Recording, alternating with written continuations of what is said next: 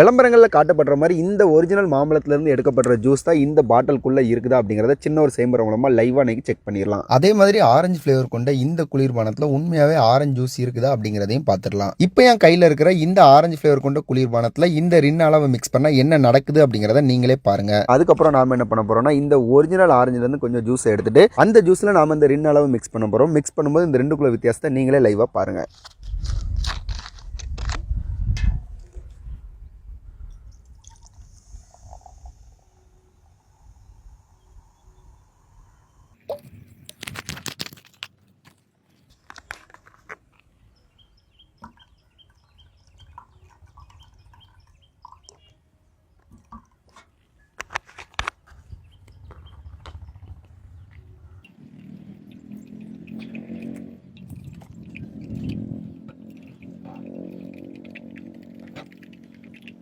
இந்த கலரில் இருந்து ஆரஞ்சு ஃப்ளேவர் கொண்ட குளிர்பானம் பார்த்தீங்கன்னா இப்போ கலரே இல்லாமல் ஆயிடுச்சு. இப்போ நம்ம கையில் பார்த்தீங்கன்னா ஒரிஜினல் ஆரஞ்சு இருக்குது. இதிலேருந்து நம்ம ஜூஸ் எடுத்து இதே அளவு இதில் நம்ம மிக்ஸ் பண்ண போகிறோம். மிக்ஸ் பண்ணும்போது என்ன ரிசல்ட் வருது அப்படிங்கிறத லைவாக பார்த்துடலாம்.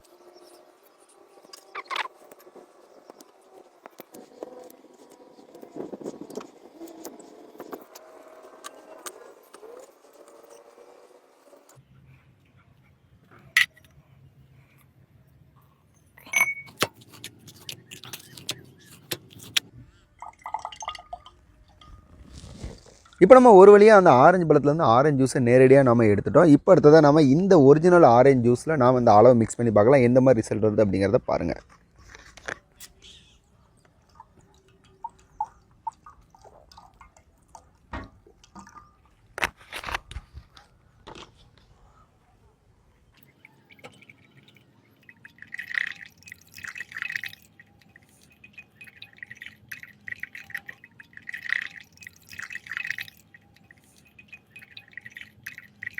இப்போ நமக்கு பார்த்தீங்கன்னா ஒரு 10 நிமிஷம் ஆயிடுச்சு. ஆனாலும் பார்த்தீங்கன்னா இதில் இருக்க கலர் கொஞ்சம் கூட மாறலை. இதுலேருந்து நமக்கு என்ன தெரியுதுன்னா ஒரிஜினல் ஆரஞ்சு ஜூஸில் இருக்கக்கூடிய கலரை அந்த ஆளவால் எடுக்க முடியலை. இது பார்த்தீங்கன்னா விளம்பரங்களில் மாம்பழத்தில் இருக்கக்கூடிய ஜூஸ் நேரடியாக சொட்டு அந்த பாட்டிலுக்குள்ள வந்து நிரம்புற மாதிரி காட்டியிருப்பாங்க. இதையும் நம்ம ஆளை ஊற்றி செக் பண்ணிடலாம். அதுக்கப்புறம் நம்மகிட்ட இருக்கக்கூடிய இந்த மாம்பழத்துலேருந்து ஜூஸ் எடுத்து அதில் நம்ம ஆளா மிக்ஸ் பண்ணி என்ன ரிசல்ட் வருது அப்படிங்கிறதையும் பார்த்துடலாம்.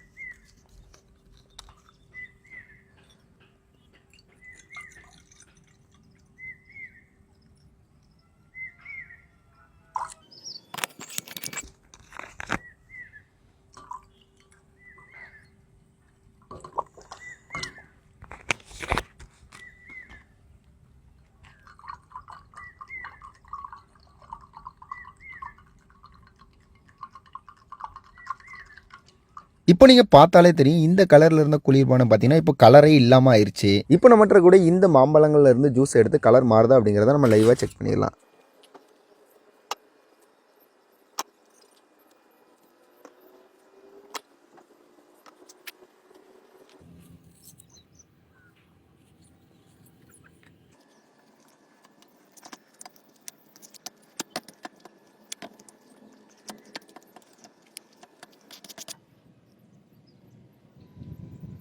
இப்போ நம்ம மாம்பழங்கள்லேருந்து கூழ் தனியாக நம்ம எடுத்துட்டோம். அடுத்ததாக இந்த கூழை நம்ம ஜூஸாக மாற்றுறதுக்காக கொஞ்சமாக தண்ணி ஊற்றிக்கலாம். இப்போ நாம் இதில் இந்த அளவை மிக்ஸ் பண்ணி கலர் எதுவும் சேஞ்ச் ஆகுதா அப்படிங்கிறத லைவாக பார்த்துடலாம்.